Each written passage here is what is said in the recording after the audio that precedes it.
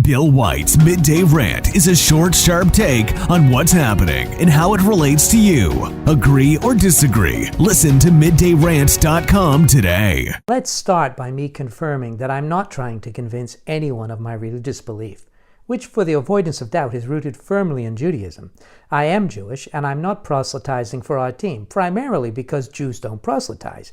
But if you find yourself rooting for another team, then I'm willing to bet that the founding documents that you claim to accept contain precisely what I'm about to explain. Okay, some background. Although I don't like dividing Jews into different denominations because it's been said that there are only Jews, just some are more observant than others, I am what you would describe as an observant Jew. And by that I mean I keep Shabbat. In other words, I don't work from Friday evening for at least 25 hours. I eat only kosher food, and I rise each night after midnight and before dawn to pray and to read from the Torah and the Zohar. The Talmud notes that the Torah contains 613 mitzvot, or commandments. The word mitzvah comes from the root word letsevet, which means to join. This teaches us that the performance of mitzvot is the means by which we can join and attach ourselves to God in order to experience the divine. There are 248 positive commandments, things we must do, and 365 prohibited commandments, things we must not do. Briefly, and I do mean briefly, an overview of the topics covered, in no specific order, include God, Torah, signs and symbols, prayer and blessings, love and brotherhood, the poor and unfortunate among us, the treatment of non-Jews, marriage, divorce, and family, forbidden sexual relations, times and seasons relating to agriculture, dietary laws, business practices, employees and servants, vows, oaths, and swearing for legal purposes, the sabbatical and jubilee years, again relating to agriculture, the court and judicial procedures, injuries and damages, property and property rights, criminal law, punishment and restitution, prophecy, idolatry, the treatment of animals, clothing, the firstborn, the Kohanim or priests, and the Levites who have a political and educational responsibility within the community, tithing, tzedakah or charity, and taxes,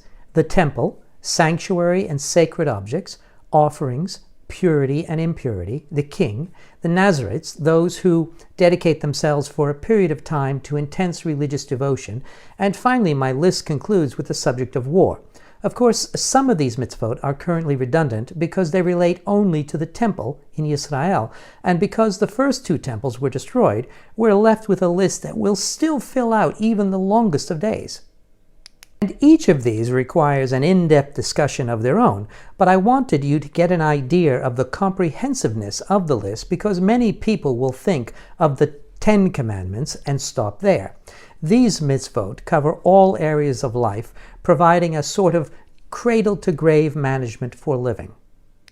But today I wanted to focus on just two negative commandments, Numbers 39 and 40.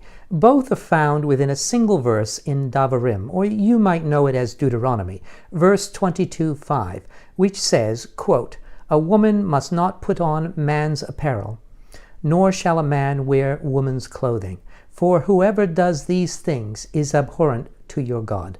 End quote. Now, I'm not a biologist, but I would say that that's a reasonably unambiguous statement. Whether you're Jewish or not, if you believe in God, you must take those words to heart and recognize that God had a very good reason to include them. Furthermore, I'm not aware of either of those commandments having been withdrawn. But if you require any further clarification of that, you could refer to the commentary of Rashi, who explains it further, and you will come to understand that it's not merely about their clothes. I'll leave the links to my source for the text below in the description.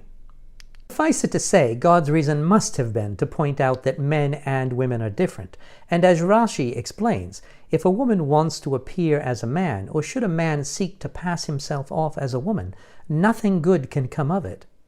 To suggest or to say or act otherwise is abhorrent to God.